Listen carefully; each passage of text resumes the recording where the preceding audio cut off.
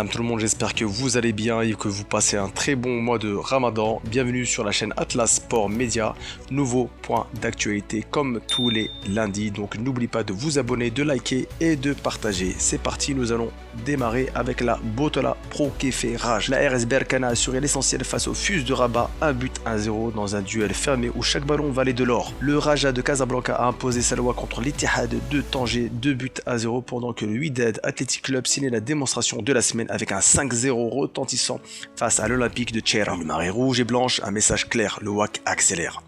Match accroché entre la Renaissance Club Athletic Zemamra et la Hassaniyat Agadir 0-0, tout comme entre Kaukab Marrakech et Difa Hassani El Jadedi.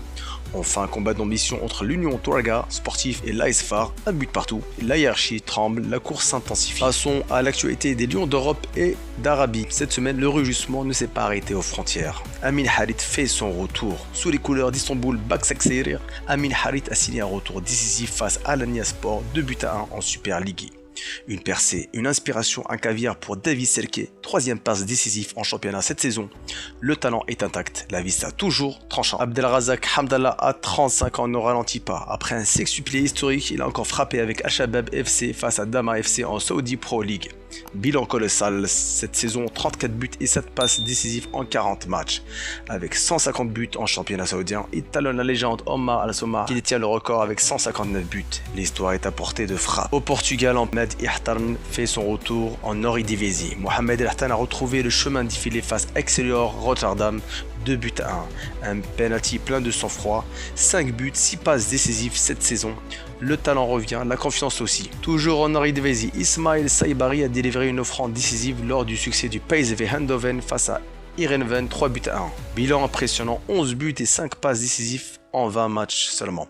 Un milieu offensif devenu une arme fatale. En Ligue 1, on note l'excellente prestation de Samir El Mourabet. Il se fait un nom dans ce championnat. Il a provoqué en prime un penalty pour la victoire des siens face à l'Olympique Lyonnais, 3-1. A noter les débuts de Yassir Zabiri avec le FC Rennes en toute fin de match. Shadi Riyad en Première Ligue a été aligné titulaire avec Crystal Palace lors de la victoire de son équipe face à Wolverhampton.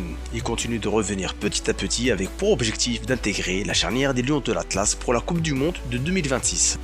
Et terminons ce point actualité avec notre équipe nationale du Maroc. Coup de tonnerre en vue au Maroc avant le mondial? Telle est la question. Au sortir de la défaite des Lions de l'Atlas en finale de la Coupe d'Afrique des Nations 2025 face au Sénégal, 1-0, Walid Regragui aurait posé sa démission. Si la Fédération royale marocaine de football a rapidement démenti l'information, en réalité elle s'activerait dans les coulisses pour lui trouver un successeur à l'ancien défenseur de Grenoble.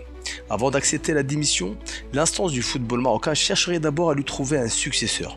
Plusieurs noms auraient été sondés par cette dernière, dont celui de Xavi, libre de tout contrat depuis son départ du FC Barcelone en mai 2024. Mais rien de confirmé, ce ne sont que des rumeurs, des réseaux sociaux. Encore une fois, faites très attention.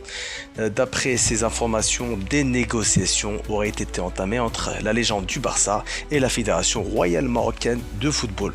Si l'arrivée de Xavi venait à se confirmer, l'ex-milieu de terrain pourrait retrouver son ancien acolyte Iniesta, qui s'apprêterait quant à lui à intégrer la direction technique nationale de la Fédération marocaine. Que pensez-vous de cette information? Pensez-vous que c'est fiable ou encore une fois des rumeurs et rien que des rumeurs?